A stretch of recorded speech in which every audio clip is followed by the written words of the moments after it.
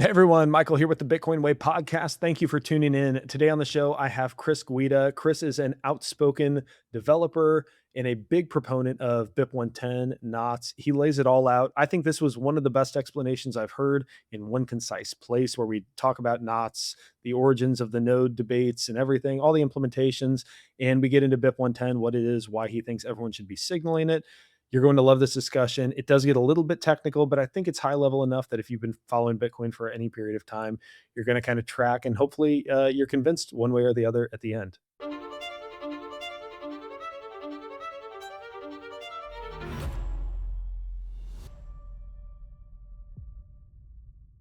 Hey, everyone. Like I said in the intro, I've got Chris here with me. Chris, welcome to the Bitcoin Way podcast. Hey, Michael.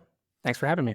I appreciate you joining, man. This has been too long. We should have been talking about this a while back. I've had Mechanic on. I've had sort of different perspectives. Pierre Richard came on during the heat of the knots versus core debate.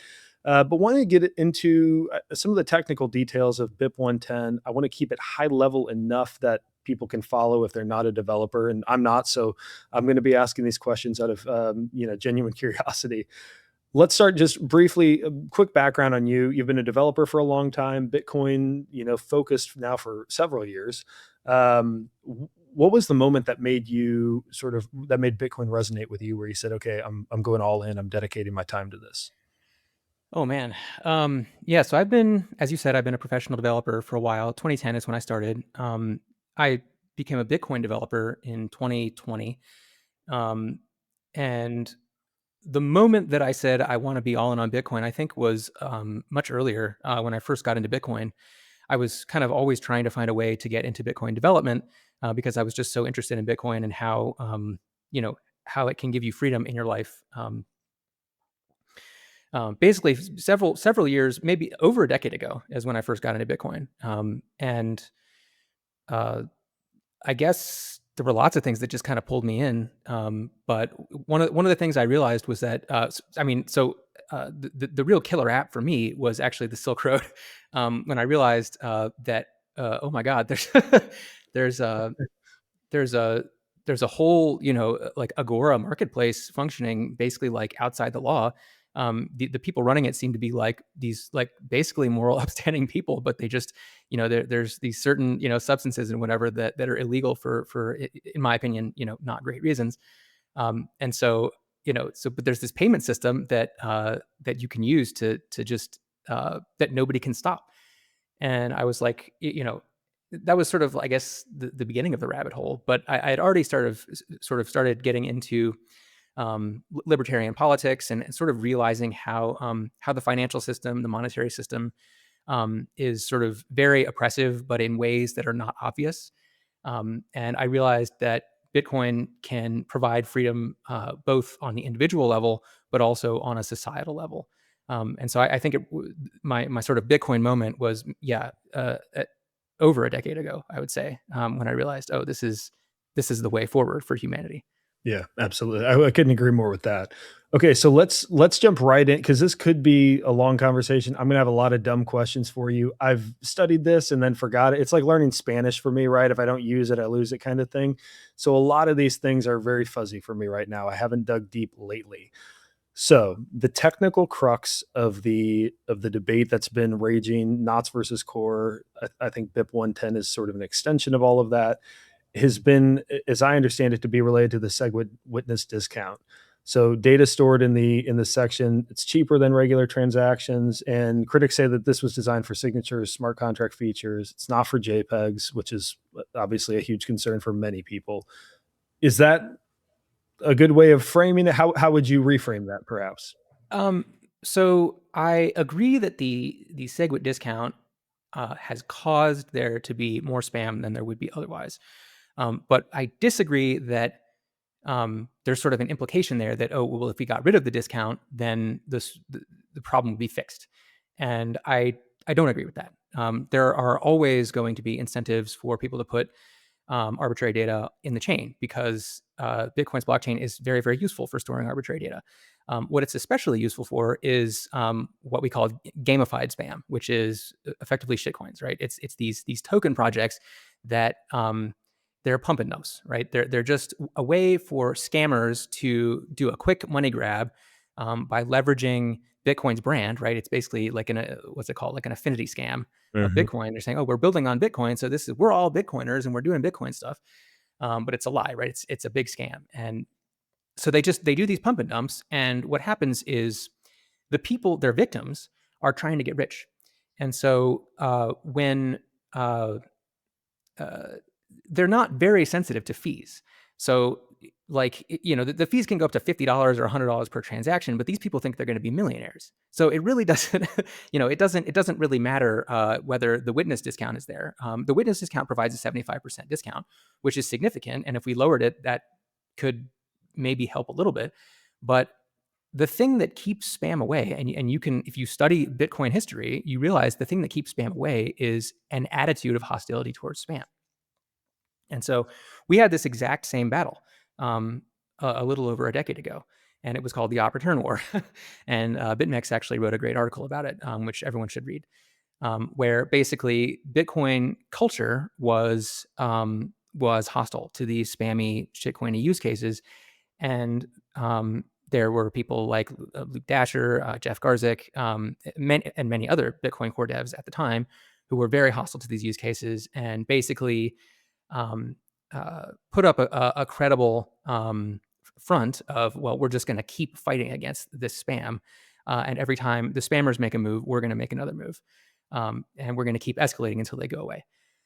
And eventually what happened is there was this sort of compromise, which is Op Return, where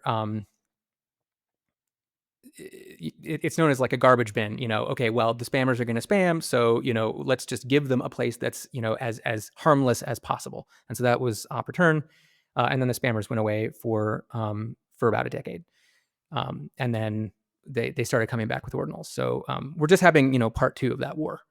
So I mean, we really need to look to how we won historically and just do the same thing again. What can you explain what's different? Why did the spammers go away for a decade? Like, what was it? And then, like, why did Ordinals and some of these other what I would agree with you, sort of shitcoiny, scammy sort of projects come about? What was it? Just they figured out that there was a way for them to do these things using the existing tools? Yeah. So what happened in 2014 is that the spammers decided to go spam on other blockchains. So at first they were like, well, we can leverage Bitcoin's security because Bitcoin is so secure, because it's the number one cryptocurrency, um, and so there were people like the counterparty guys. There was Omni, and then there was Vitalik with Ethereum. And you can look back at his tweets. He was thinking about putting building Ethereum on Bitcoin, and he basically said, he explicitly stated that he noticed that the Bitcoin devs were hostile to use cases like his, and so he knew that the Bitcoin core devs were going to be at war with him, and so he decided to go build another blockchain. And so what happened is the shitcoiners in that moment, that's when the shitcoin industry was kind of born, because all of the cryptocurrency activity was going to happen on Bitcoin up until that moment. But then when Ethereum came about, all of the shitcoiners and all these sort of fiat brain people realized, oh, we can just make our own blockchain, right? We don't have to do this on Bitcoin. We can just go to this other blockchain or this long tail of other shitcoins, and we can do our shitcoin use cases over there. And basically, what happened is the scams dried up. Everybody realized, oh, these are scams, And so these pump and dumps have a certain life cycle, right? Like you have to they keep going as long as as long as the sort of shared delusion can be maintained. The shared delusion can be maintained as long as there's a sense that something novel is happening. So, there was a big NFT craze on Ethereum, starting with CryptoKitties, like in 2017, which made an Ethereum node impossible to run. But then it really sort of reached its peak in 2021, and then it sort of crashed. And then after that, all of the NFT scammers just kind of went away because the public had wised up to the scam. But then what happened with Ordinals is that something that appeared novel happened, which is that, oh, now we can do NFTs, but same as before, but now it's on Bitcoin. And so this felt novel again. And so the scam sort of got this renewed energy. So that's really all that happened, right? It's these people who are just these degens who are like going to the casino and they're trying to gamble and they're trying to get rich quick. Most of them are losing their shirts, but some of them are getting rich in the short term. In the long term, usually they end up just blowing the money on something else. But yeah, I think that hope that answers your question. Yeah, yeah. So in your view, is the incentive because like what I think of is we're gonna have you're putting Bitcoin's future at risk when you do these things. I'm not saying it's over. Like my conviction is still very high, but you're putting Bitcoin's future at risk. Is the incentive for the people promoting these what you refer to as scams? And which and candidly, I generally agree with that sentiment. When you say putting Bitcoin's future at risk, you're talking about the scammers are putting Bitcoin's future at risk, right? Correct. Yeah, yeah, yeah. So they're they they are comfortable doing that in your view, not because they aren't concerned about Bitcoin's future. Like they're just hoping to get rich quick. Like that's really what it amounts to. And if Bitcoin dies because of it, who cares? They made their money, they got out. Is that kind of the Exactly. Yeah. So there's a kind of this is very deep in Bitcoin culture that there's a certain darkness to fiat culture. There's a certain high time preference that fiat money being the reserve asset creates in people. It incentivizes short term thinking, and it incentivizes this exact behavior, right? Like, oh well, I don't have to plan for the future, and I can't plan for the future. Planning for the future is actually punished under a fiat standard, and so my best path towards prosperity for myself and my descendants is to just try and just keep rolling the dice. you know, that's kind of the best strategy on a fiat standard. So if you're a fiat brain person and you've grown up surrounded by fiat culture and you're used to your money just kind of evaporating away all the time, and you're looking for some way to get ahead, it actually is kind of a good strategy if you're sort of spiritually bereft, you know, yeah. to just kind of go to the casino and see if you can get lucky. Okay. So is your position then that if if people seek to allow Bitcoin to do anything because it's valid, consensus, it's a valid transaction, it effectively becomes nothing because it's no longer peer-to-peer electronic cash. And it just becomes whatever the hell anyone wants it to be. And in the future, it could be some other iteration of some sort of shitcoin scam on top of Bitcoin as well. Right now, it's money versus sort of arbitrary data. It's a file storage database. Is Yep. that Yeah. yeah?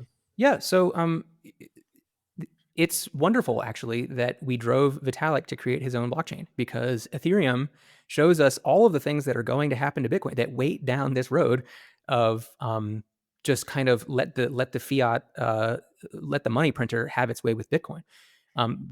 Exactly what has happened to Ethereum is what is going to happen to Bitcoin if we do that.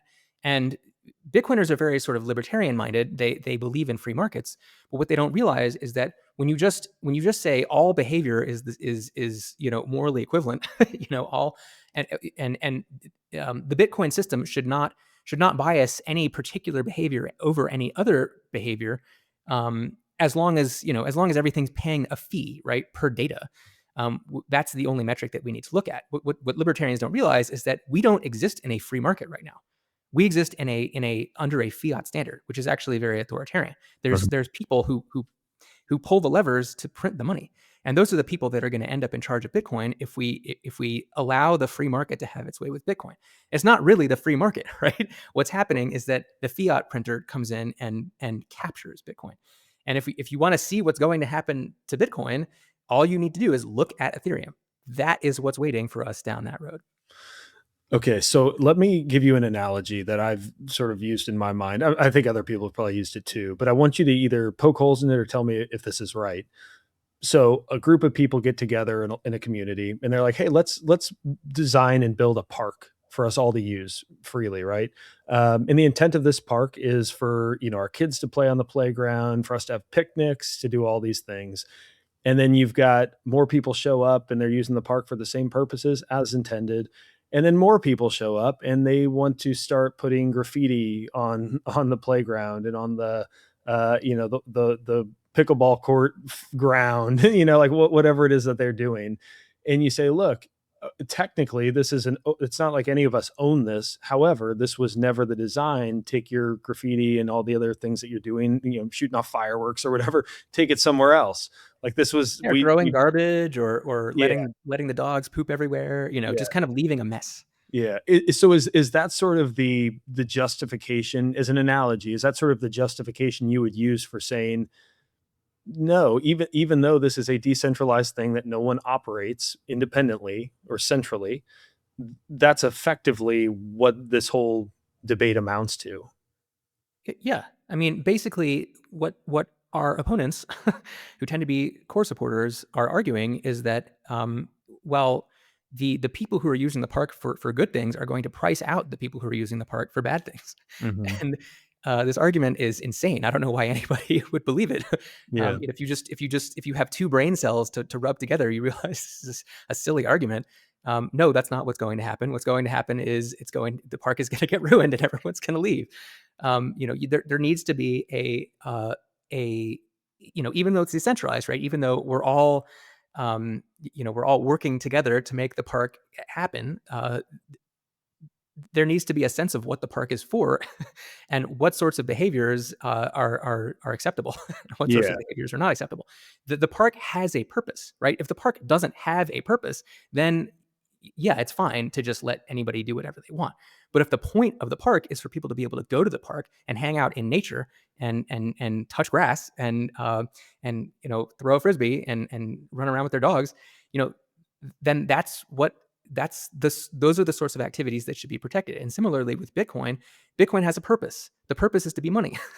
And in my view, I think I don't think you should really call yourself a Bitcoiner if you don't believe this, if you don't agree with this. But I think Bitcoin's purpose is to be the next world reserve asset, or at least to be a future world reserve asset, so that we can replace the fiat standard with something more just. Yeah. So So this that's its Yeah. purpose. So if there's all of this activity that's competing with that purpose, then Bitcoin is sick or dying. So the sticking point to all of this is, while Bitcoin is decentralized, and I would say credibly so, it should be more. We need way more nodes, in my opinion, running online. I mean, that's what we're all about, the Bitcoin way: self custody, run a node, be self sovereign. Um, we have this. We have the reference implementation core, and that is when, if someone spins up a brand new node and they know they're brand new to Bitcoin, they've heard they should run a node. By default, they're probably going to run core, all else equal. And there are a handful of developers, ultimately, a very small group of people who centrally manage that. And yes, there's area for public comment, and like, I mean, we've seen some of this. What's what's the solution to that? Like, you know what I mean? Like, is it just many implementations? Like, would your hope be that knots isn't the only primary alternative and that we'd have tons of implementations? Or do you think we just need a few? Is core just, are they bought and paid for in your view? I know these are a lot of questions I'm throwing at you. I'm Yeah, I just mean, so kind of, I think that two implementations is much better than one. mm, I don't know why everybody is like, we need a third implementation. I think we should focus on having a second implementation before we should focus on having a third implementation. Um, but one implementation is obviously not good, right? That's a central point of failure, as you've just noted. It's very easy to see, and I think we've seen very strong evidence recently that this has actually been happening.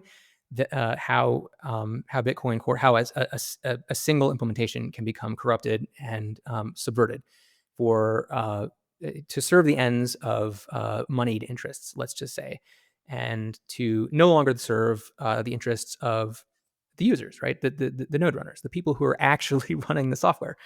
Um, so yeah, I mean, that situation is very bad. How do we solve it? I think that we should focus on making knots more decentralized. I think that people, have this sort of Luke derangement syndrome, where they don't like Luke for one reason or another. I think those are uh, irrational fears. Bitcoin knots is open source. I think that it's totally transparent what Luke does. I'm gonna start trying to contribute to knots actually more pretty soon, hopefully. Um, uh, and you know, so I mean, a GitHub repo is centralized. There's nothing that anybody can do about that. There's the people who can. There's the maintainers, right? There's the people who can merge the PRs into the code base and make that officially the code.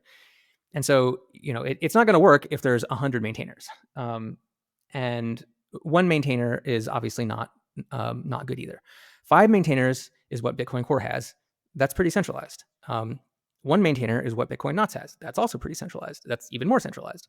But what I don't agree with is people saying, well, we shouldn't support Bitcoin Knots because Bitcoin Knots only has one maintainer. And I'm like, okay, well, 2 centralized repos are better than one centralized repo.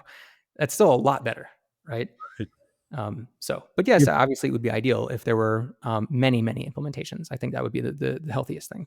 Yeah, you have competition at least. So, okay, so I'll tell you how I perceived this being rolled out was because I'm on X, right? So like I'm paying attention to the debate there. I'm not a developer, so I'm not going through all the forums. Although I did go back and revisit that, and it's hard to follow if you're not a developer. But the way I saw it was there was sort of a debate about this in the background amongst developers. Maybe some censorship. I mean, we could talk about that too. I'd be curious to hear your opinions. But in general, there was debate going on. But then it felt like it more or less came to the broader public, and which happens to be kind of X, which is a lot of the node runners, right? The people who are into Bitcoin are on X, Yep. and they said, this is what we're doing. That was sort of where, for me, I got really turned off.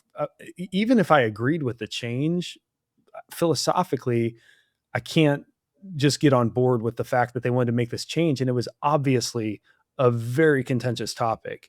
In that sort of environment, my default, or what seems to make sense to me, is a default to conservatism. Let's not make the change if this is that heated. And they proceeded anyway. Yep. Is that a fair analysis of what you think happened? Do they need to pay attention to what people on X are saying? Or, Yep. okay, so you think they do? Absolutely. Okay, so you hit the nail on the head. That is absolutely right. And their disdain for X users is misplaced. For one thing, so as I said earlier, devs need to take into account the opinions of the people that are running their software. If they don't do that, people will stop running their software. And so that's why we saw after the PR was open to remove the op return limit, we saw a big exodus into Bitcoin Knots. And then once the PR was merged, you saw another exodus after that. And it went up to 20%. I think it's around 25% people running Knots. This was perfectly predictable.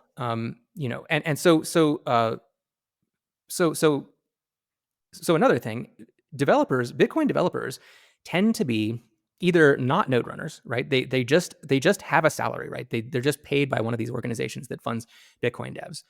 And they don't necessarily own Bitcoin. They don't necessarily run a node. They don't necessarily align with Bitcoin values.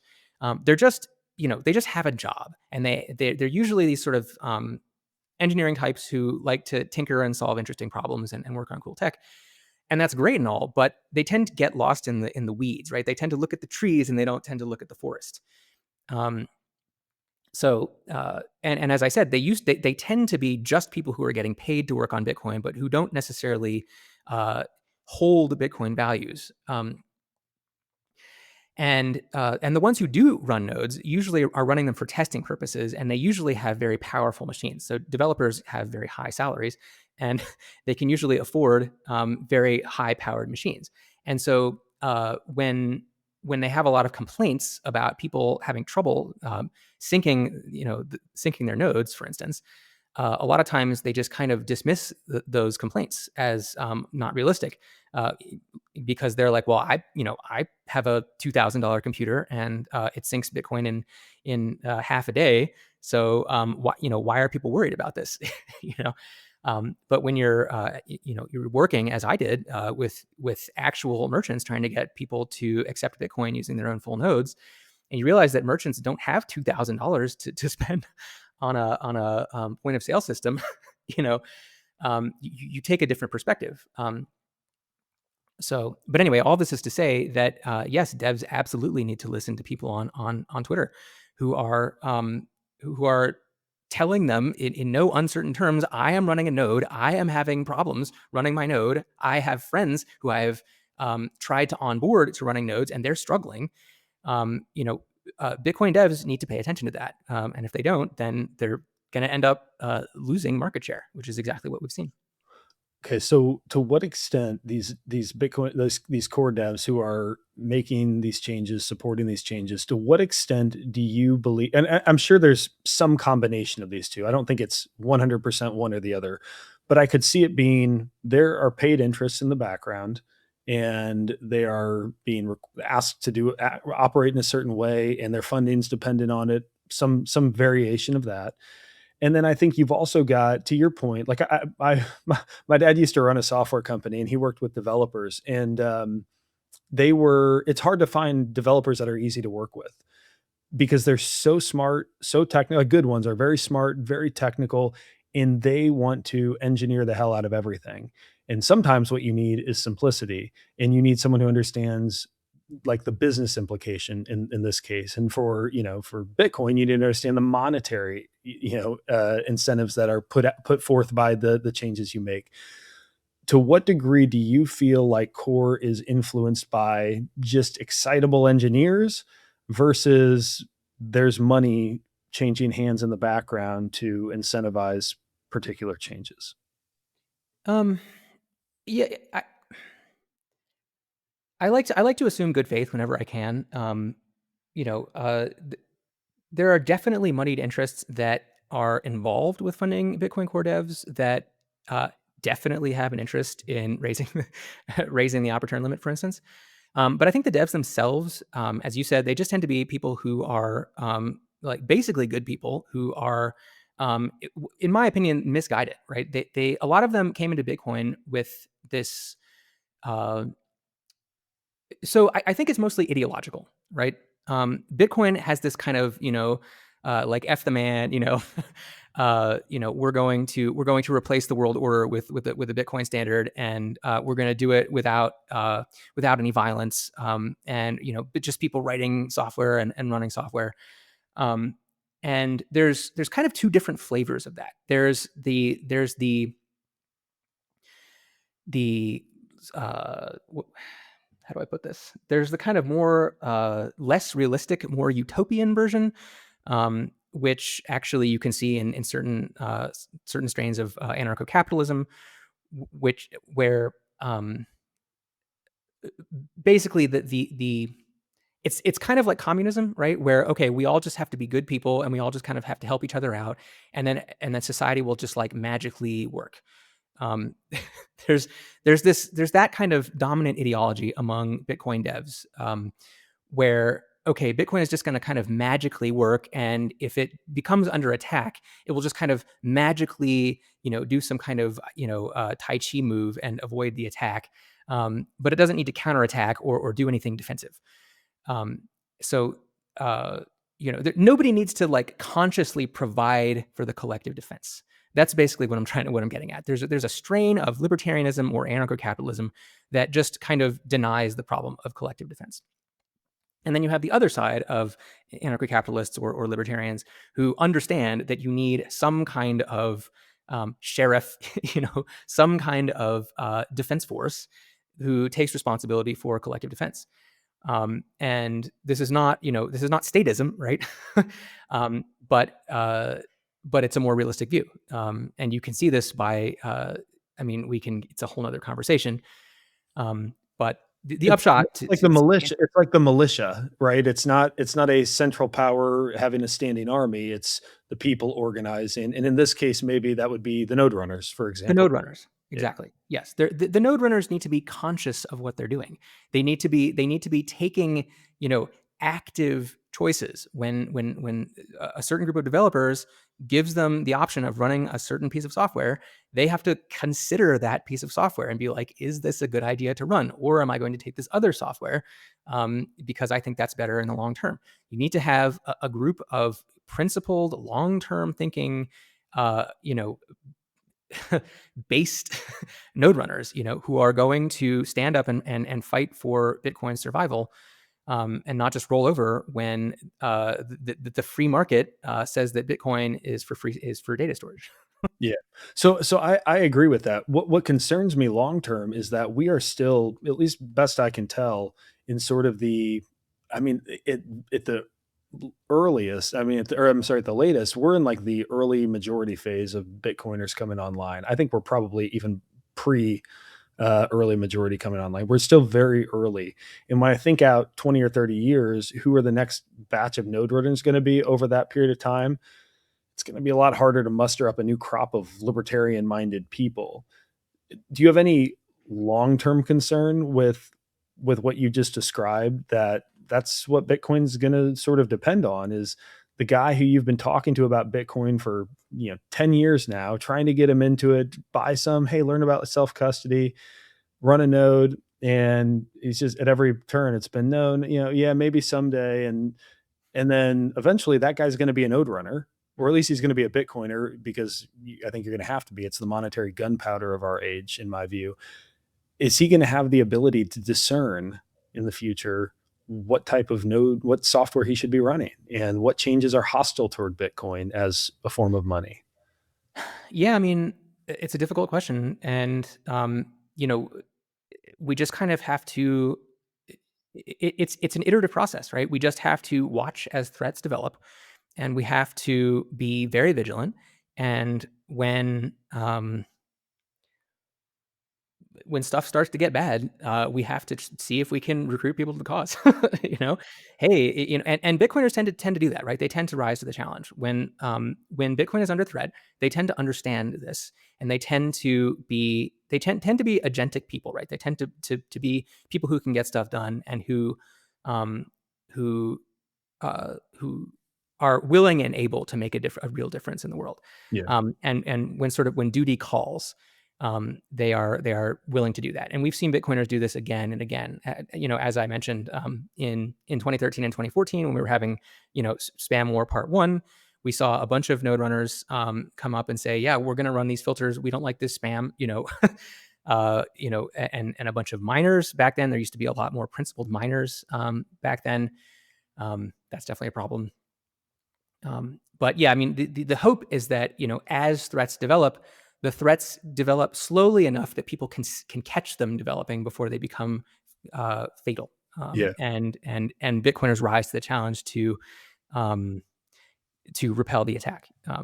So Yeah, no, I think that makes sense. And what gives me hope is like I've got 3 kids, one on the way, and they're all going to be running their own node in their teens. Like I'm going to be teaching them self custody, and they're going to earn in Bitcoin, and that as early as possible. And so one guy, myself, who just tripped into Bitcoin a few years ago, is going to offload onto the world 4 new node runners who are hopefully critical thinkers and principled in their convictions and can make that discernment.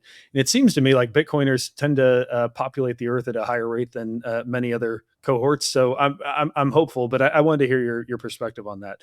Okay, so let's talk about. We're going to get to BIP 110. I promise. I want to hear your take on this distinction between knots and core, because my understanding is some high 90%, they're the same, right? Like they're 99% the same, and there are some configurations in each that are different for a very specific purpose, and for knots in order to fight what Luke and folks like yourself view to be spam. How would you explain how these two implementations operate differently?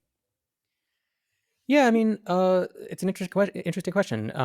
I think that Luke has a more specific vision for Bitcoin than Bitcoin Core does. Bitcoin Core seems to have this very diffuse vision of Bitcoin that doesn't, in my view, it's very unfocused and incoherent. It's kind of just like, okay, well, whoever contributes is the one who gets to say, where it goes. And then, as I alluded to before, there's funding that sort of tends to drag developers' interests in a particular way. And when there's a fiat money printer printing the reserve asset, it tends to go in that direction, in a more fiat direction.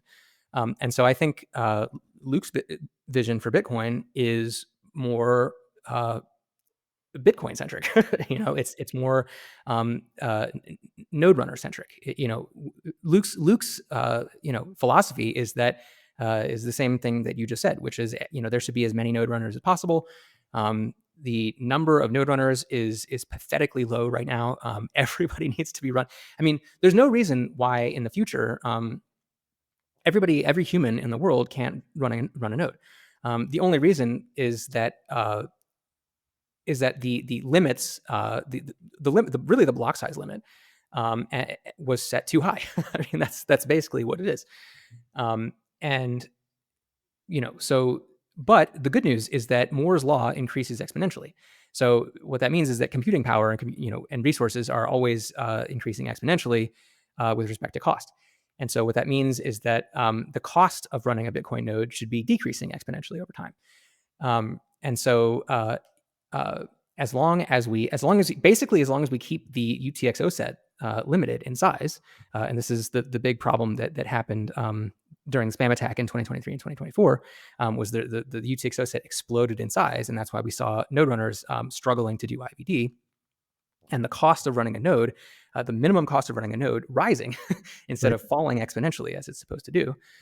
As long as we keep that under control, the block size limit takes care of the rest. But Luke has a great talk about this, about why from like 2019 or 2021 or something, a few years ago, where he talks about why the blocks need to be small, and it's basically because of this, right?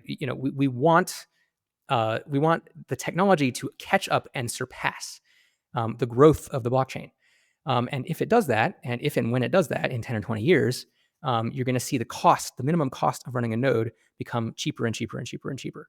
And eventually, any random person is going to be able to sync a node in under an hour for $5. But we have to focus on that as an outcome, or it won't happen, because there's all of these other forces that are trying to make Bitcoin nodes harder to run. So, yeah, I think. Yeah, no, kind of a long answer, but no, that's helpful. So is the incentive in your mind for people to run a node who I mean, you've obviously been very deeply involved in Bitcoin. I've only been around for 4 years, but I did my 2,000 hours of podcast listening and read all the books, I've sort of checked those boxes. For me, it's an act of self-sovereignty. Philosophically, I could not run a node, right? But I also have an economic interest to run a node. I mean, there's privacy. I want to add decentralization to the network that my net worth is highly dependent upon. Is in your mind, is the incentive going to be for the next cohort of Bitcoiners who come online to say, I have an economic incentive. I need this network to maintain its decentralized nature and to grow in its decentralized nature, because my life depends on Bitcoin remaining secure and decentralized. Like, is that going to be enough, do you think, for many people? Like, if they just understand that one thing, they don't have to understand all the nuts and bolts and how mining works and all these things, but if they can just grasp that, is that the incentive? Yeah, I mean, I think the key fight that's happening right now, especially with BIP 110, is going to be cultural. If we can preserve Bitcoin's culture as a Bitcoin centric culture, and avoid Bitcoin from sliding into fiat culture, which there are strong forces on it to do that because of funding that comes from fiat VCs. If we can keep Bitcoin's culture strong, then it should be fairly easy to beat that drum, and keep teaching new Bitcoiners, run your node, make sure you know what's going on. Don't trust anybody that didn't earn your trust. Don't trust, verify. Become a Bitcoin dev, learn the technology. It's not as hard as it sounds. It's especially now with LLMs, you can just go and you can ask the LLM, like, hey, explain to me this technical concept. And it's really not difficult concepts. The thing about Bitcoin that's hard is it takes a lot of time because there's a lot of concepts. But it's just a lot of simple concepts that build on top of each other. And so all you have to do is just put in the time, and eventually you'll get to the point where you don't need to trust anyone. But as I said, I mean, we have to win this cultural battle, and BIP 110 is primarily a cultural battle. I mean, it's primarily a are we going to let fiat culture invade Bitcoin and displace Bitcoin culture inside of Bitcoin, which obviously would be fatal. Or is Bitcoin culture going to win? And is Bitcoin spirit going to survive? Is Bitcoin's survival instinct going to survive? And are Bitcoin maximalists going to win the day? Yeah, that's a good question. So the core side says that filters don't work. Miners are going to include these transactions anyways. You've got things like Slipstream from Mara, and basically you end up playing whack-a-mole. Is kind of, which to me it sounds like what you've described is the anti-spam camp playing whack-a-mole over the years and just trying to, the spammers do something, you respond, they do something else, you respond again. Is that Yeah, just the name of the game here? yeah. I mean, the I mean, yes, it's a cat and mouse game. I mean, the fight for freedom is a cat and mouse game. The fight against tyranny is a cat and mouse game. The tyranny always comes back, and we always have to fight it. This is not something that can just be won forever. And this is what I mean by these core devs who have more sort of communist leanings or utopian leanings. They think that there's going to be a some kind of technical solution that's just going to solve the problem forever. And that's, just study history. That's obviously not going to happen. Um, uh, Now, the good news is that, so the, the will to fight spam is one of the most important, features or aspects of the battle against spam. If you think that spam is something that can be defeated, it becomes something that you can defeat. If you think that it's not something that you can defeat, then it becomes a much more difficult problem. And this is precisely the strategy of the spammers, right? They want to kind of demoralize Bitcoiners and make Bitcoiners believe, oh, there's nothing that we can do to stop it, so we might as well just let it happen. And so, but obviously, this is voices of darkness, who are tempting Bitcoiners down a dark path. Let's not listen to those voices. In the past, we easily defeated the spammers because the core developers were willing to play that cat and mouse game, and all they needed to do was commit to playing that game, right? Just commit to escalating. Whenever the spammers come back with some new thing, we just escalate even more. And so, so the last time this happened, the last, spam war part 1 in 2013 and 2014, we fought them in policy, right? We fought them with filters, because that's all we needed to do. There's a reason why, why in evolution, animals evolve sort of menacing behaviors or growling behaviors. You have Bitcoin should have the ability to say, hey, we don't like that. Stop doing that. That's hurting us. And that's what filters do. Filters are this kind of voice that says, hey, this behavior is unacceptable. And there is, these words are backed by force, right? Like an animal is not going to have like a threatened disposition if it can't back up the threats with force. And the consensus rules are force. And so, back in the day when we were fighting spam, the devs just needed to say, hey, we're going to filter your spam, because it was implied we're going to find some way in consensus to block this stuff if you don't back down. And so the spammers just said, okay, well, we're going to go somewhere else. So usually that's all you need to do. But when the dominant Bitcoin implementation is on the side of the spammers, then that's a much worse situation for Bitcoin node runners, because now the dominant node implementation is saying there's nothing we can do to fight spam, and we absolutely commit to never attempting to fight spam. So what's that going to do? That has the obvious effect of now the spammers are going to be emboldened. Now the spammers are going to redouble their efforts. They're going to, there's a whole shitcoin industry out there that wants to come and spam Bitcoin and turn it into Ethereum. And if we don't do anything about that, that's what they're going to do. Mm-hmm. So, I mean, it's really unfortunate that Core sort of betrayed us this time around. But so we have to take the battle to the consensus layer. So that's what we're going to do. Okay. So one last question before we get to the battle at the consensus layer. Some of the core, I guess the core sympathizers would argue that filters could actually increase mining centralization because they push transactions to out of band channels, controlled by obviously like the large miners. How do you think about that trade off? And if you're willing and able, if you could sort of steelman that argument and then dismantle it in sort of whatever way you see fit. Yeah. So the steel man of that is that if we have direct miner APIs like Slipstream, then um, if node runners are filtering en masse kinds of transactions that are commonly mined, then you could end up you could end up creating an advantage for. I mean, it's kind of a kind of a long, hairy technical debate, but there's a lot of moving parts. But basically, there's these things called compact blocks, and when a new block is found, that block is propagated throughout the network in sort of a summarized form, so that the block propagation can happen really fast. And you want block propagation to happen really fast because you want the network to stay in consensus, right? You don't want if two blocks come out really, really fast, kind of one after the other, or like immediately at the same time, you don't want a situation where one part of the network is building on this block and the other part of the network is building on this other block, because then you get network partitions and you get forks, and you start to have double spend risk. Not a big problem, but minor centralization comes in where, okay, so if there's a kind of transaction that's being commonly mined, but most of the nodes are ignoring that transaction, then those blocks become very slow to propagate.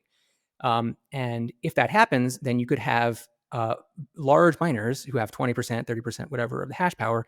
You could have them. They know about the block before the rest of the network, and so they have kind of an advantage, and they can start building on that block, and then they have kind of a they have like a few seconds of like head start on the rest of the network. The thing is, there's a bunch of reasons why this doesn't hold water. The first is that the type of transaction that was the rationale for removing the opportune limit does not cause this. Because this was a justice transaction, a fraud-proof transaction from Citria, that is never supposed to happen. So I don't know how much you've read about this transaction, but it's basically it's like a shit went really sideways, and the coordinator that's running the network is trying to screw people out of their money, and so the watchtowers have to like post this fraud proof as fast as possible so that people can get their money out and slash the coordinator.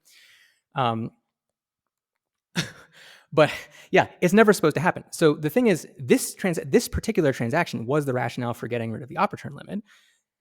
But this transaction is never expected to happen. And if it does happen, it only needs 64 bytes. So it needs 144 bytes.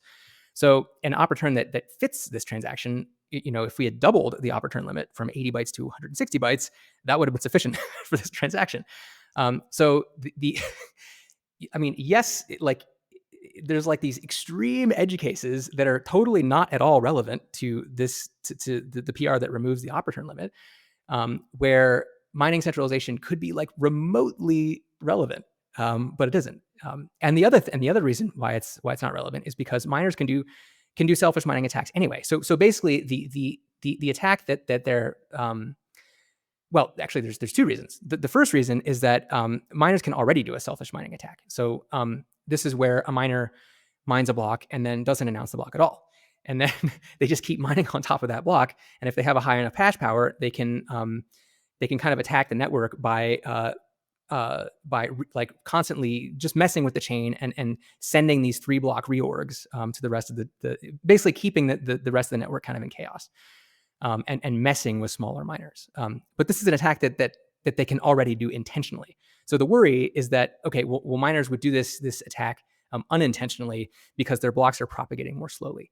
And the other thing that makes this argument completely irrelevant is that miners don't do this because they don't want their blocks to propagate slowly. They want the whole network to build on top of their block, because it's very, very improbable that they will find that next block. So like they don't want their blocks to propagate slowly. And actually, if you look at the compact blocks release, the release of Bitcoin Core that included compact blocks for the first time, it actually said the reverse of what Bitcoin Core developers are saying now. It said, hey, miners, you probably need to adjust. You probably want to adjust your filters to mine only things that are commonly filtered. To mine only standard things. Because if you don't do that, your blocks are going to propagate more slowly. So back in 2016, this was seen as like a thing that miners should definitely want to do, and I see no reason why that same argument isn't relevant today. And also, it would seem to me like if you have set up the infrastructure such that you have 20-30% of the hash power on the network, you have a very strong I mean, unless you're just an arm of like the CIA or something operating with, federally funded dollars in sort of an opaque fashion, it would seem to me like your incentives align such that you don't make people question the integrity of the network, and you try to keep you're incentivized to make the network strong and to play by the rules. So that way people don't, there's not an exodus from Bitcoin because there's a bunch of monkey business. That's Exactly. basically, yeah, yeah. Exactly. And Satoshi wrote this in the white paper. He said, basically my consensus system doesn't work if more than half of the miners are dishonest. And so I would see Mara, I would see them as a hostile miner. They are mining things that the network says are abusive. Mm. So that's a hostile act. And so we should take action when there are miners that are explicitly dishonest. We should take action to boycott them and and otherwise make their lives more difficult. Yeah, it all comes back to kind of the theme that's run throughout this conversation is basically, as a culture, we need to act in such a way as to disincentivize bad actors from operating on the network and let them go play on Ethereum or some other shitcoin rails. Yep. Okay, man, let's talk about BIP 110. Okay, so I'm going to be honest with you. Everything that we've talked about up to this point, I'd sort of done my research, forgotten a lot of it, but it's coming back to me now. BIP 110 is not something I have had a lot of time to dive into. Um, could you put into simple terms what BIP 110 is? And I mean, to the extent that it's useful, maybe kind of break down like how BIPs work sort of generally for anyone who isn't familiar with the concept.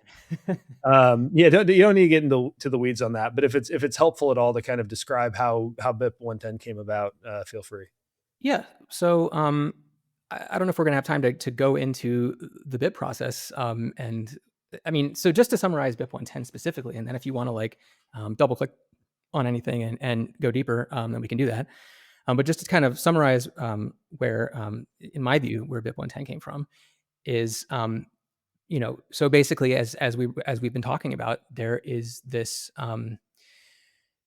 was a standard on the network starting in 2014 that transactions that include more than 80 bytes of arbitrary data per transaction were non-standard or abusive. And that the Bitcoin node runner community came together and said, this is the maximum amount of arbitrary data that we want to allow per transaction because Bitcoin is not for arbitrary data storage. And so when the opportune limit was removed in October, I think is when they released version 30 of Bitcoin Core. When that happened, that was Bitcoin Core effectively unilaterally hard forking policy. So there's a like it's kind of a metaphor and kind of not.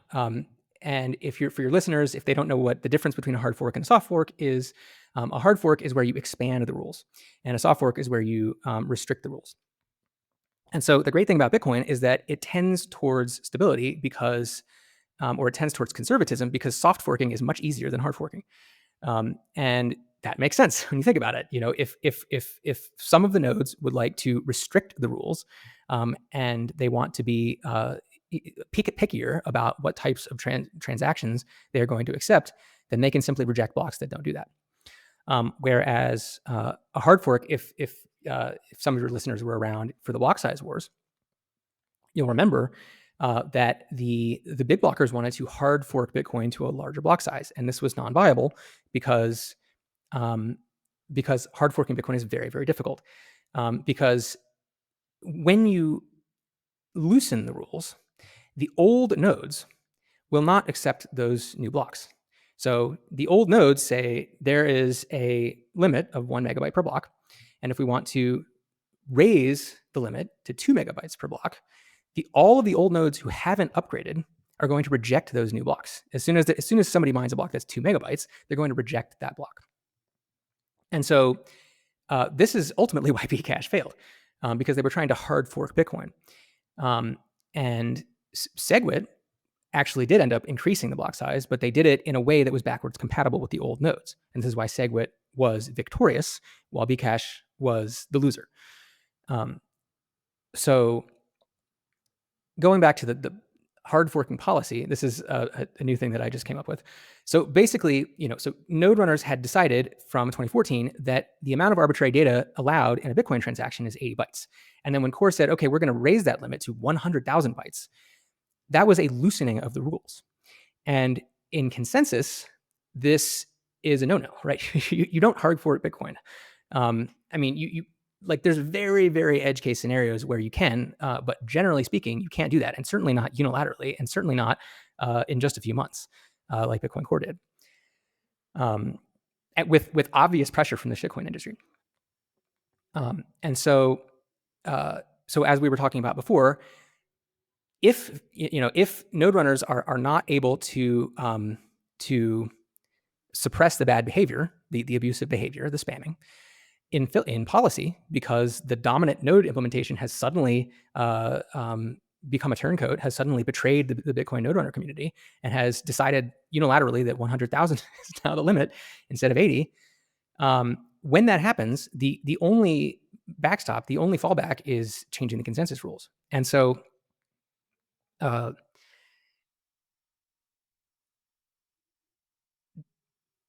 leading up to BIP 110, BIP 110 was originally proposed by Luke, and then was later taken up by another developer called Dathan. And what it says is that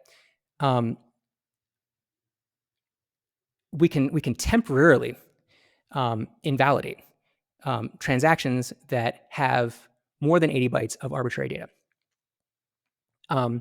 And when I first was participating in these filter battles, I didn't realize that, it seemed to me that you can't fight spam in consensus, because the way that information theory works, and the core devs will tell you this, and there's a great BitMEX research article talking about it. You can't put in the consensus rules no spamming, right? Or Bitcoin is money. You can't do that. But what you can do, BIP 110 is making me realize, is that you can temporarily limit certain transaction formats that are known to be storing arbitrary data. So that's what BIP 110 does. It basically is the next level of escalation beyond filters. If filtering doesn't work, usually filtering works, right? Because the dominant node implementation is filtering abusive transactions. But when the dominant node implementation betrays the node runner community and says, well, we're not going to do that anymore because filters don't work, even though they do, then and that can, in retrospect, that actually is very likely to happen, because there's this thing called the tolerant minority in policy, where if you just have a few percent Libra relay, whatever, a few percent of node runners that are very tolerant, and a few miners that are willing to go against the standards on the network, then anybody who wants to send that transaction is going to have a pretty easy time of it. So you really need a strong political will and also a strong technical ability in order to filter that stuff at the policy level. But what core devs did not tell you about is that at the consensus level, there's an intolerant minority. So in policy, there's a tolerant minority that says, oh, well, there's a bunch of people posting JPEGs. Well, we're just going to allow that, and we're 5% of the node runners. So we're basically making the standard on the network. But in consensus, it works the opposite way. In consensus, if you have just a few percentage of the node runners that say we don't like this, then it's very easy for those node runners to restrict the rules further. And so all of this is to say, the more I've looked into BIP 110, the more I've realized that it is kind of the ideal next step. So And what did, if it activates, I expect it to be very effective. okay, so describe what it's doing exactly. I think you sort of touched on it, but you gave sort of a narrative, which I think was very helpful around like context for it. What exactly does BIP 110 do? Why is it? What did you? Is something is temporary? It doesn't filter out these, or it doesn't. Explain that. Yeah. So basically, what BIP 110 does, if you look at the rules, it takes all of the transaction formats that can be seen as officially supported ways of storing arbitrary data in the Bitcoin blockchain. It takes all of these, commonly used formats, and some additional formats that could become, standard if Bitcoin Core continues to loosen policy. It takes basically large op returns and inscriptions, and it says these are consensus invalid for 1 year. And so that communicates that Bitcoin is not for arbitrary data storage. And because it's not for arbitrary data storage, it is money. Sort of reaffirms that Bitcoin is money. So is the intent then that is the reason it's for 1 year to sort of minimize the, I guess the blowback from some people who might say, hey, this is. Does it just give us a runway to use Bitcoin as money to weed out the spammers for a period of time, so that way they go build somewhere else or they stop? Like what happens after a year, I guess, is maybe my concern. Well, so making the fork temporary allows us to invalidate things that we wouldn't otherwise be able to invalidate. So, so BIP 110 turns off a thing called op-if inside TypeScript. And this is something that is, as far as people can tell, is not used anywhere actively except by inscriptions, right? Inscription spam. And so, there could be some, so like we've never tried, the last time Bitcoin turned off, like disabled behavior that was previously allowed was back in the days of Satoshi. I think there might have been some other forks since then that I'm forgetting. But this is something that rarely happens on Bitcoin. And so there could end up being some people who have their funds frozen for up to a year because of that. And people who are not spammers, right? People who are using this very edge case thing. There aren't any known examples of people who have their funds frozen, but Hypothetically, hypothetically, if those people did exist, then at the end of the year they could withdraw those funds. And then the other reason is because the way that BIP 110 operates is it turns off what's called upgrade hooks. So these are things like future SegWit versions and unknown TypeScript versions. And they're called hooks. They're like places in script that don't have a defined definition right now. But in a future soft fork, the soft fork could redefine them as something specific. And so all of the proposed upgrades to Bitcoin script, so like checksig from stack and like opcat, I think, and great script restoration and BIP 360, and all of these are turning on new versions of Bitcoin script, and they're using these upgrade hooks. And basically, those will become unusable for a year. So Bitcoin would not be able to turn on any new functionality during when BIP 110 is active. And so if we were to make those rules permanent, and so it does that in order to prevent spam, because those can be abused, right? Those upgrade hooks can be abused to store arbitrary data in the blockchain. So BIP 110 turns them off in order to sort of preempt that. But that's not something that we can leave as a permanent situation, because then Bitcoin would not be able to have any soft forks that upgrade the protocol. Okay. So when because you think about things like I know it's sort of a point of FUD at the moment, but you think about like quantum resistance, that sort of stuff. You eventually need some malleability to adopt those types of changes. Not for engineers just tinkering and having fun, but new threats emerge. You need some level of ability to modify and sort of play the new game that's being played, I guess, as time goes on.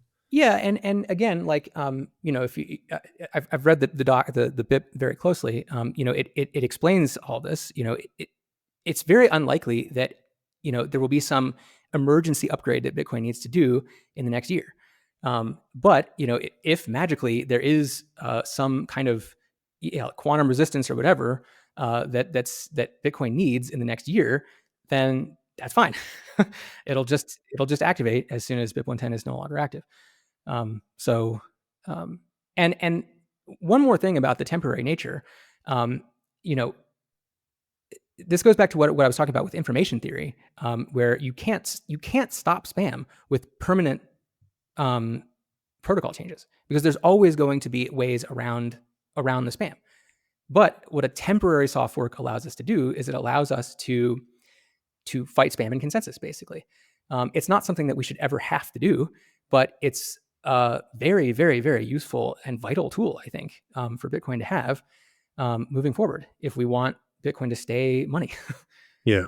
We need to be able to say, hey, arbitrary data storage is not okay, so we're turning off all of the popular methods of arbitrary data storage. Okay. So BIP 110 has a mandatory activation date sometime this fall. And that's regardless of miner signaling, right? So my understanding is support's growing, right? But what happens if it activates? We don't have sufficient miner support. Like, how does this actually work? Like what do we need to have happen in order for your vision for how this should play out to play out, and what could go wrong in the midst of that? And if it does go wrong, what does that mean? So, were you around for the block size war? No, man, I'm still a noob. Okay, so in the block size war, so I read BIP the 110. book. I read the book. Okay, cool. Yeah, you read the block size war book by Yeah. Jonathan Beer. Yeah. Yeah, very good book. Everybody should read that. Yeah, it basically BIP 110 does the same thing. The difference is that SegWit was given a year of signaling, and then it was given a deadline at the end of the signaling period. And at the end of the signaling period, if insufficient hash power was signaling for SegWit would be canceled.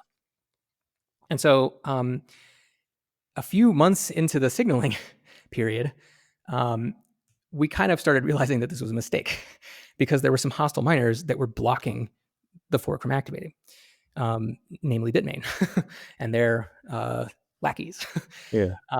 And so what ended up happening is that a group of developers got together and put out a different version of Bitcoin, a different activation client for something called BIP 148, which was the original UASF. So this was a soft fork to start rejecting blocks that were not signaling for SegWit. And long story short, leading up to the activation of BIP 148, 100% of the miners started signaling for SegWit. So if you look into the incentives for miners and why this happened, it becomes very obvious why they did this. Because miners are just trying to get paid, right? They're not trying, and we shouldn't be leaving protocol changes up to the miners. That doesn't make any sense. The node, like the node runners, you and me, like we should be in charge of the rules, and the miners are just employees. The miners should just, I mean, like you could see a situation where there's some kind of Sybil attack on the network, where some 3-letter agency like spins up a bunch of fake nodes and tries to turn on Ethereum or something like that. Turn on a bunch of MEV, a bunch of Yeah. Anyway. But this is clearly not that. If you look on Twitter, as you were saying, this clearly has support among real actual Bitcoiners who really, really are looking out for the long-term interests of Bitcoin. And it's not turning on any new functionality, right? It's just a protective measure, right? It's just disabling some things that are abusive. But anyway, the mandatory signaling period is basically building BIP 1. It's kind of like if you took SegWit and you built BIP 148 in from the beginning. So that's all BIP 110 is. Is basically if SegWit had been done in a way that it doesn't put the miners in charge from the beginning, instead of putting them in charge and then being like, whoops, we shouldn't have done that. The users are in charge. Let's do it UASF. And then the miners start signaling. So BIP 110 just does that same thing, but just all in the same package from the start. Okay. So I've heard many people on the core side, the loudest ones and probably some of the most notable, say that the Knots BIP 110 crowd sounds like the big blockers of the block size wars. What exactly are they? I know you're shaking your head. What are they? What's their Ridiculous. argument? Like what are they referring to when they say that? Because like I read the book, but again, I'm not a developer, so there was a lot of it that was just kind of over my head. I kind of understood conceptually, but it's also been a while since I read that. Yeah, What are they saying? I think the steelman of that is that we are opposing Bitcoin Core. And Bitcoin Core was seen as kind of the victors of the block size war. But I think this is a misreading of history. And actually, if you read the block size war book, it explains that a lot of the core developers were actually against doing the UASF. And if it had been up to core, SegWit would have failed. I'm now pretty much convinced of that. And basically, it was just a few developers who were willing to be like, no, we are not leaving this to chance. We are turning on SegWit. SegWit is the solution. We are not leaving the miners in charge. So I think the steelman of the case that the Knots people or the BIP 110 people are the big blockers is that that we're opposing Bitcoin Core. Which I think is silly. I think it's true, right? I think we are opposing Bitcoin Core, but I don't think that makes us the big blockers. And I think if you look at all of the other ways in which the core supporters are like the big blockers, it makes a lot more sense. So, like for instance, so as I was saying before, Luke's philosophy and my philosophy is very much that we want more node runners, and fighting against spam allows there to be more node runners because it increases the benefits and lowers the costs of running a node. So this much is obvious. And the big blockers were saying, oh, it doesn't matter if fewer people run nodes. Let's just make the blocks bigger anyway. There will always be at least 100 node runners, or there will always be at least 1,000 node runners, or something like that. They had this idea in their head, oh, it doesn't matter because there will always be enough, right? But if you just don't care about the costs and you just blow the lid off of the costs, and at the same time you cripple Bitcoin's usefulness as money, right? So by enabling all these spammy use cases, you're making it harder for merchants to onboard, right? Like if you've ever tried, onboarding anybody to self-custody and the fees are $50, you can't. You kind of look like a scammer. They look at you and they're like, who's this scammer? This Bitcoin thing seems like a scam. So fighting spam is good. It helps Bitcoin be better money. It helps Bitcoin be healthy. It helps it fulfill its purpose. Okay. So I don't remember if I was answering your question there. No. I think you did. So let's start to round this out. So if BIP 110, if I guess I would just say broadly, what you're hoping for, if it doesn't play out the way that you intend, and I don't know if this is maybe the way of saying it, but if Core sort of wins this battle, so to speak, does that fundamentally change your conviction in Bitcoin? Does it alter the way that you view its future, its likelihood of succeeding in the ways that you and I hope that it does? Do we see an exodus of people from Bitcoin because they've lost hope in the project? What do you think? 100%. If Core is able to unilaterally, effectively hard fork policy against the will of most of the node runners, and Bitcoin loses the will to fight spam, and through that, all these Ethereum use cases flood into Bitcoin, and through that, Bitcoin turns into a big casino that's no more innovative than Ethereum, then Ethereum is a joke. I mean, Yeah. like, Yeah. and people think, oh, Bitcoin will magically magically never become Ethereum, and that's not true. Bitcoin will avoid becoming Ethereum if Bitcoiners prevent it from becoming Ethereum. We, the buck stops with us, the node runners. And if we let Bitcoin turn into Ethereum, it will become a plaything of the fiat money printer, and it will not threaten. It will not disrupt anything. It will not be capable of disrupting anything. It will just be this mindless, purposeless thing that isn't money anymore. Yeah.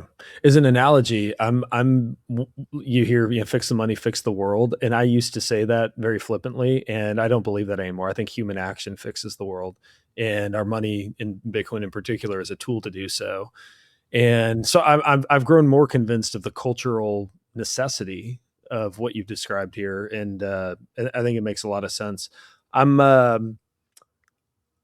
I don't have the technical chops to agree or disagree with what you've just described. I'm hopeful that you're wrong because I don't know which direction we're headed. But in the meantime, the way I mean, this is it, man. This yeah, is yeah, if Bitcoin 10 doesn't activate, the future is dark. okay.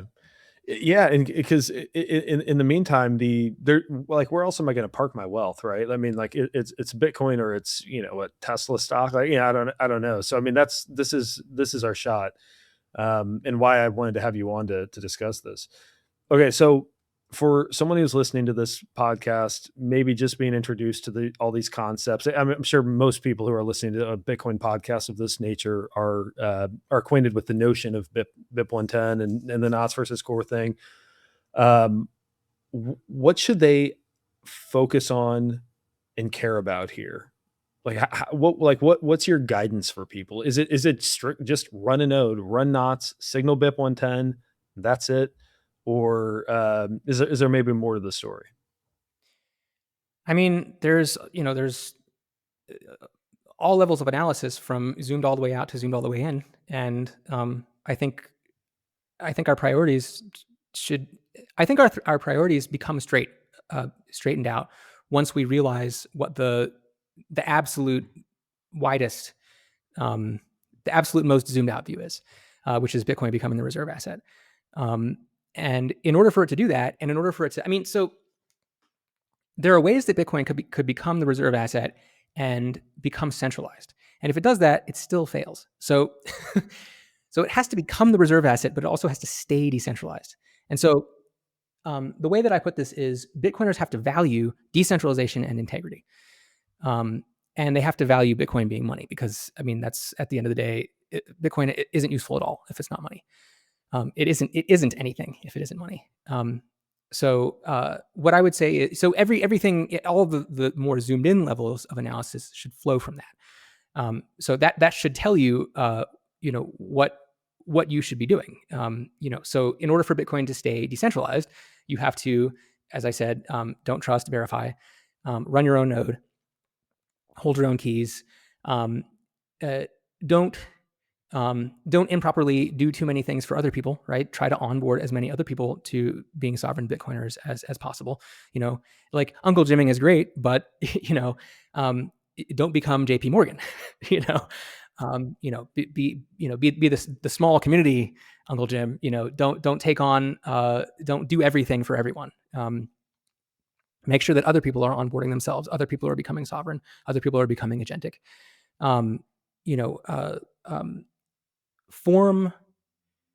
We have to get Bitcoin being used as commerce, in commerce, by merchants.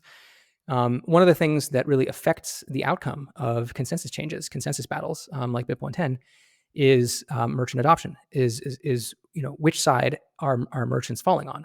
Do merchants believe in decentralization and integrity, and in Bitcoin being money? Or are merchants kind of they just kind of don't care, and they might as well accept Ethereum or Solana, in addition to Bitcoin. Are they doing? We need what keeps the miners in line is merchants, right? Like that's the counterweight to the miners in the consensus process. if a bunch of node runners who aren't doing any payments say we don't like what the miners are doing, the miners can just ignore that. But if a bunch of nodes being used for commerce are going to be rejecting blocks, then the miners have to think about that, right? They have to think twice about mining blocks that are going to be rejected because a block is like $300,000 to mine. That's a lot of money. If you mine a block and it gets rejected, you just lost a lot of money. So Yeah. what I would say is yeah, teach people how to be devs, teach people how to be merchants.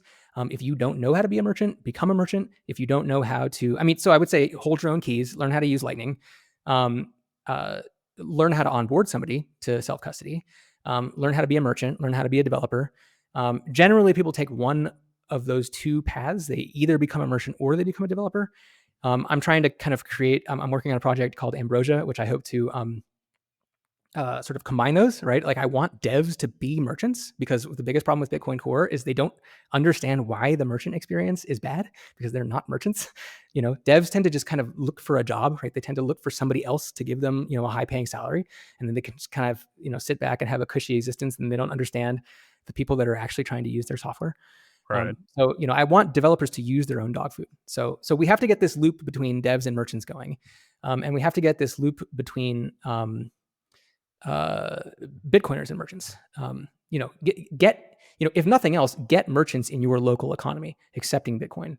At least using a custodial wallet, but pressure them to get into something self-custodial. Phoenix Wallet works really well for that. Yeah, just learn as much as you can, help other people learn as much as they can, and use Bitcoin as money. I love it, man. I think that's sage advice. Honestly, that's what we do. All we do is train people on self-custody, self-sovereignty, protecting your data, Plan B residencies, how to run a node. Like that's all we do all day long. And I couldn't agree more with that sentiment. So let's round this out with our final question. You promised me you had some unpopular opinions. So what's an unpopular opinion you have? And you get bonus points if you offend some Bitcoiners with it. Besides everything you just said. Yeah, I know. I think I've already mentioned them, right? I think my two biggest unpopular opinions are that most Bitcoiners are actually sovereignty minimalists, not sovereignty maximalists. So they're the sort of the more communist version of a libertarian, which is basically I want to have as much freedom as possible, but I don't want to take any responsibility. So I know this is going to trigger a lot of people. There's a lot of Bitcoin Core devs that fall in that camp. Actually, almost all of them basically are just like, taking responsibility? What's that? We don't want to have to do that. We just want to tinker and not have to worry about anything. That's number one. And number two is I think a lot of like Wall Street Bitcoiners would be offended by this, but Bitcoin is not just a store of value. Bitcoin is a store of value and a medium of exchange. If it's just a store of value, it becomes gold. And as we know, gold was captured and is literally where the fiat standard came from. The fiat standard came from gold being captured. So if we want to avoid that, we need Bitcoin to work as a medium of exchange. We need Bitcoin to work in commerce. Obviously, store of value is more important. This is why in the block size wars, we emphasized Bitcoin being stable and conservative. But Bitcoin also needs to scale organically. And here's another one that'll probably offend a lot of people. Liquid and Citria and layer 2s that don't have unilateral exit. So Lightning and Arc have unilateral exit. Do you know what unilateral exit is? I can imagine what it would mean. You can get in and out, and you can. Is that you have optionality when you're there? You don't need to ask permission to exit the layer 2 back to layer 1. Yeah, so you can get. So this is what Lightning does. If you have a Lightning channel, you have a transaction that's pre-signed that you can post at any moment, and it will close the channel and withdraw all your money. So that's why Lightning has unilateral exit. Arc has a similar thing. Although they're kind of struggling with that. they have some workarounds that are not great. But we're working towards unilateral exit on all the layer 2s. But Liquid and Citria and BitVM and all these, there are apparently ways to make BitVM have unilateral exit with like ZK proofs and stuff. But I'm skeptical. Not ready for shit. So The thing, my unpopular opinion is that a bunch of things that people say are layer twos are not actual layer twos. They're just they're applications, right? They're just things that use Bitcoin. Okay. You're not really a lot better than Coinbase, right? Like you put your layer two, you put your Bitcoin into layer two, you trust somebody, and then hopefully you can get your money out. That's Okay. not a layer two. That's an app. That's a good warning to give, because I wasn't I use Lightning often, for payments. Haven't played around with many of the others, so that's something I need to be aware of, and I think many people do. Well, I'll be honest with you. I think those are good unpopular opinions, because there are lots of people who'll be offended.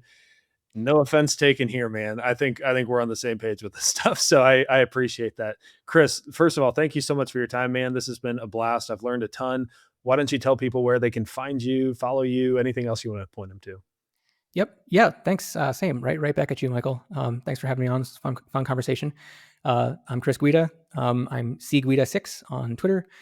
I my my projects right now are just working on building local economy, and building a project called Ambrosia, which as I said, is a point of sale system to try and get as many merchants onboarded to self-custodial Lightning as possible. And yeah, you'll see me around speaking at conferences and doing the podcast circuit and all that. So yeah, Love it, man. Thank you so much for your time. Cheers, brother. cheers, man. And that's a wrap again. Hope you enjoyed my conversation with Chris. I know I had a blast. One of my favorite conversations I've had on the podcast, honestly. Just very insightful, knowledgeable guy. Glad he spent some time with me. If you need help, as we discussed, taking your Bitcoin into proper 100% self custody, go to thebitcoinway.com/podcast. We can teach you to run a node, schedule a free 30-minute call with our team where we can walk you through our philosophy. We can show you what an onboarding option looks like for you. And we also help with online privacy, setting up privacy phones. We've got a Plan B residency in tropical Panama as well, if you're looking to get out of one of these tyrannical jurisdictions that we're seeing pop up all over the world. Again, it's thebitcoinway.com/podcast. Until next time, stay safe, stay sovereign, and remember, the yield on Bitcoin is freedom.